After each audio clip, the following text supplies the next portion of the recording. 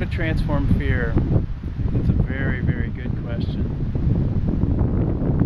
I don't think the question can be separated from the relationship between good and evil and the way our actions, the way our fears and our love moves us to act in the interest of those two things. And of course, evil is going to tell you that there is no evil. Bad is going to perpetuate itself by causing people to be afraid of things and causing them not to do good things. And this is a very tough situation. This is a very difficult thing.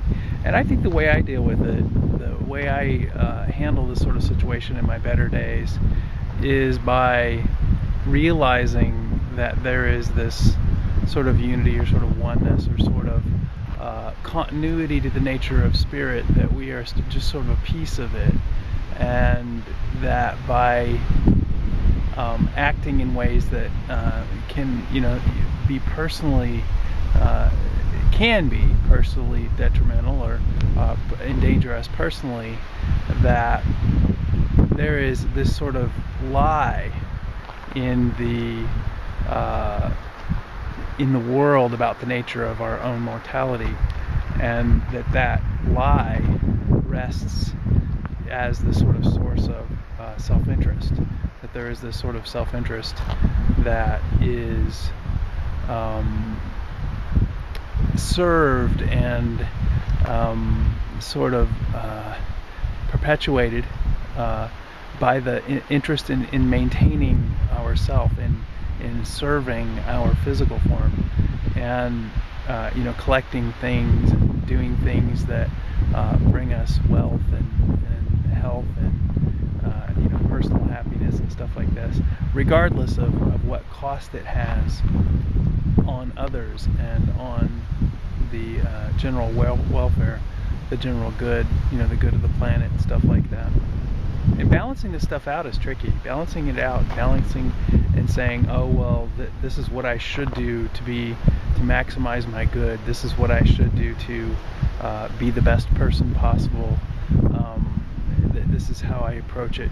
And it's not. I don't think it's nearly as clear cut as some of the religions make it. I think that actually they're more serving special interests, most of them. And I think that sorting that stuff out, I'm not sure that one person can sort it out for another because of the lack of understanding or insight they have about their own positions.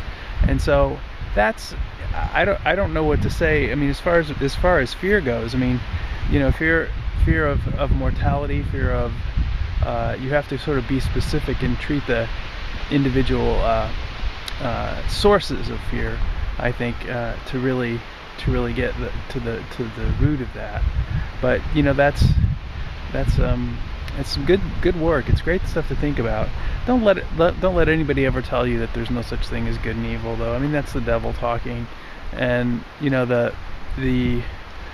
the world is what it is. There's stuff that serves humanity, there's stuff that doesn't serve humanity, there's stuff that serves individuals, and there's stuff that doesn't serve individuals.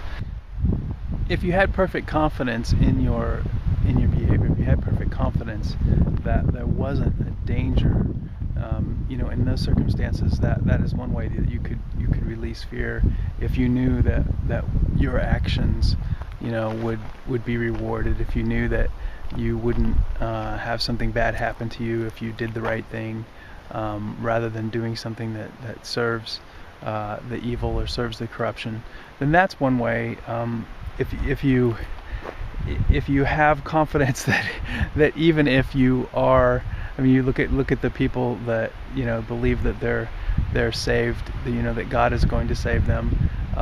They, even though their actions may not always be in the interest of good, that's one way that people release themselves from fear. And whether or not that way is actually dangerous, in the way that it manifests, in the way that that plays out, whether or not God actually does save Allah or whoever does actually save those sorts of warriors.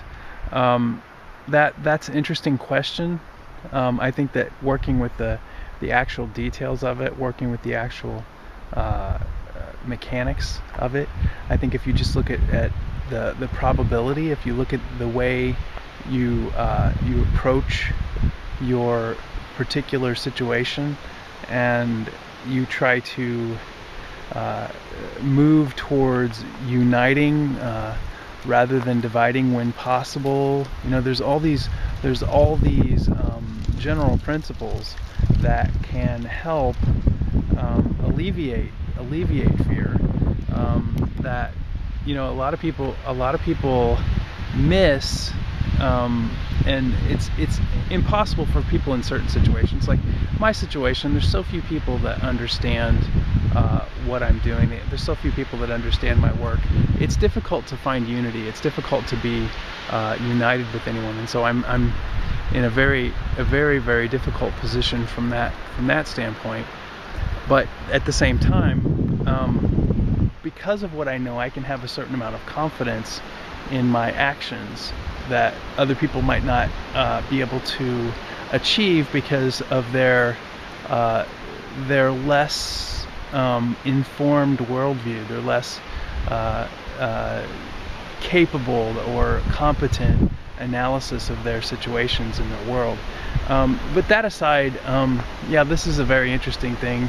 How to deal with our personal fears and our personal issues. I think it's all relative. You have to take them one at a time. You have to sort them out individually and sort of work with it on various fronts.